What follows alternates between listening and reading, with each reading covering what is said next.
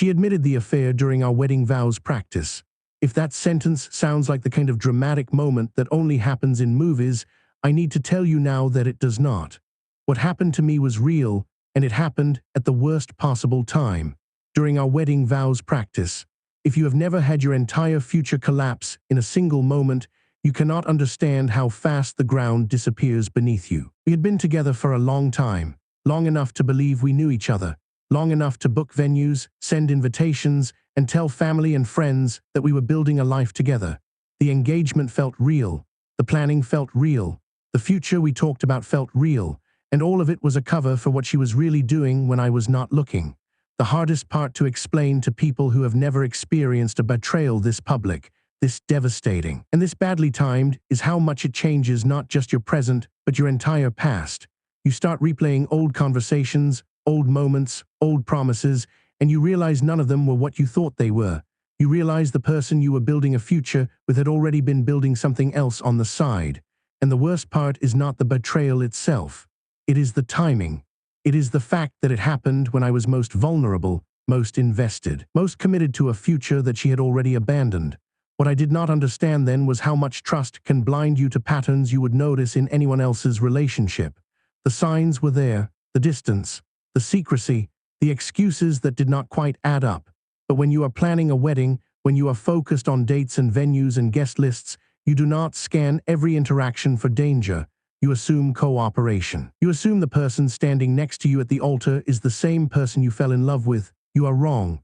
The breaking point happened during our wedding vows practice.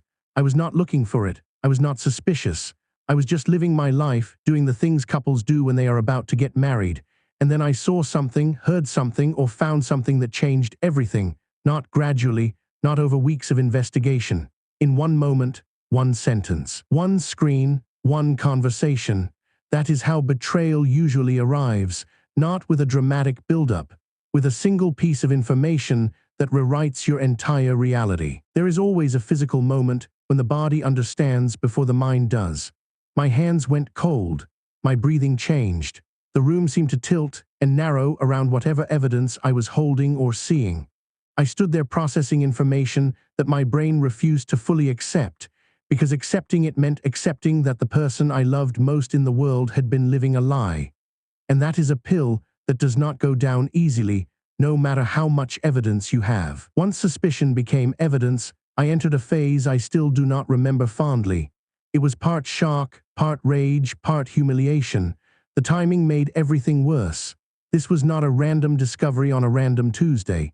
This was during our wedding vows practice, when I was most vulnerable, most invested, most public about my commitment.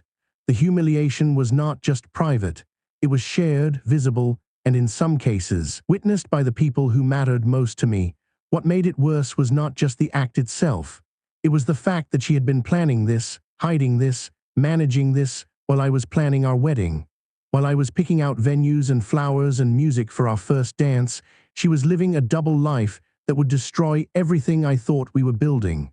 That hurt more than the betrayal itself, because it meant I was not just losing a partner. I was losing my ability to trust my own judgment about who deserved access to my life. The scale of the truth matters because it changes the emotional category of what happened. This was not a moment of weakness. This was not a mistake that could be apologized away.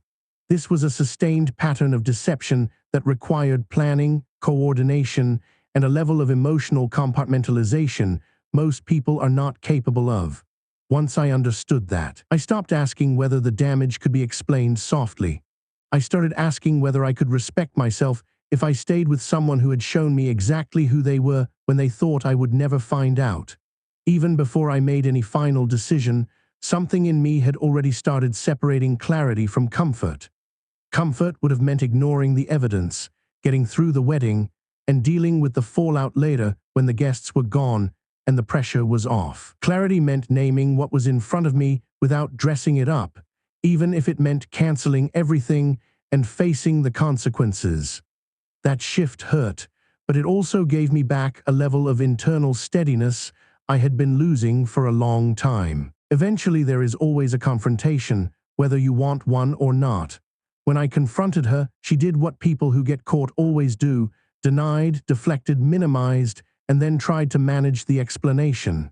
First came confusion, then excuses, then the classic defense that it did not mean anything, it was just a mistake, it was not supposed to be a big deal.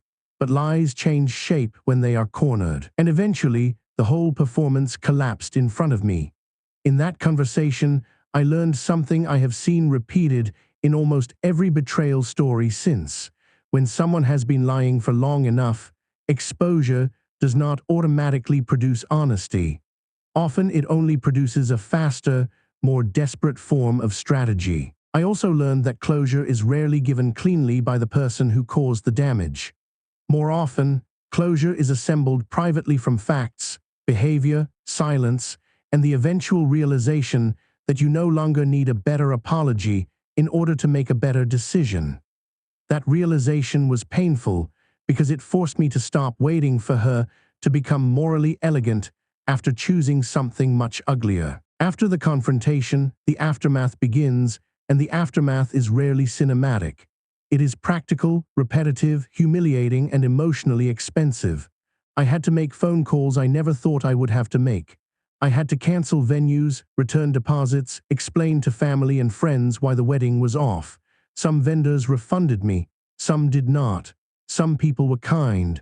Some people asked if I was sure I wanted to cancel over one mistake. That question taught me more about who understood betrayal and who had never lived through it than any other part of the process. There is also a social cost to betrayal that people underestimate. You start thinking about who knew what, who suspected what, and who watched the relationship move toward a wedding without saying a word. Even when no one intended to humiliate you, the mere possibility that other people saw pieces of the truth before you did can feel like a second wound. It is not pure ego. It is the pain of realizing your private devastation may have had an audience long before you had language for it yourself. And then comes the part no one glamorizes: the paperwork, the practical decisions, the humiliating explanations, the return gifts, the canceled honeymoon, the dress or suit you will never wear again. Meals still have to be made. Bills still have to be paid. Work still expects your attention. Meanwhile, your mind is replaying scenes it cannot fix. That contrast between ordinary responsibility and extraordinary pain is one of the loneliest parts of the whole process. In the end, my decision was less dramatic than people imagine and more important than any single argument. I did not go through with it. I did not marry her. I did not forgive her because forgiveness without consequence is just permission to hurt you again. I canceled the wedding, walked away, and started rebuilding a life that no longer included someone who thought during our wedding vows practice was the right time to destroy everything we had built. That decision did not erase grief. It simply gave grief a direction. Instead of circling endlessly around the betrayal, I began moving away from it, step by difficult step. Recovery did not begin with peace. It began with routine. I had to rebuild trust in small, unglamorous ways, by keeping promises to myself, by protecting my sleep, by speaking honestly to the people who had earned access to my life, and by refusing to keep confusing suffering with loyalty. That process was slower than I wanted and less dramatic than movies teach us to expect. But it was real, and reality mattered more to me now than performance ever could. A major part of recovery had nothing to do with her and everything to do with identity. I had to figure out who I was when I was no longer organizing my choices around a wedding, a shared apartment, or a future that had been built on a foundation of lies. That sounds abstract until you live it. Then it becomes very practical. Different mornings, different habits, different spending, different boundaries, different standards for what gets access to your time. The rebuild was not only emotional, it was structural, and that structural change is what made the healing last instead of feeling temporary. Looking back, the moment that saved my life happened at the worst possible time. But the reason it saved everything is that it forced me to see the truth before I made a permanent legal and emotional commitment to someone who had already shown me they were not capable of honoring it. I do not tell this story because I enjoy revisiting it. I tell it because there are people still living inside the version of denial I once called trust. If you are one of them, I hope you understand this. Clarity may arrive at the worst possible time, but it is still a gift. It asks whether you will keep protecting a lie because you are afraid of what truth will cost, or whether you will accept the cost and finally keep your own dignity intact. That choice is brutal. It is also where a real life starts again. And that is the part I wish more people understood. Betrayal is dramatic in the discovery, but its real meaning is revealed in what you do next. Do you go through with the wedding because everything is already planned, or do you let that truth reorganize your life around something cleaner? That question changed everything for me. If you have lived through something similar, then you already know the answer is never simple. But it is still worth saying out loud, because silence protects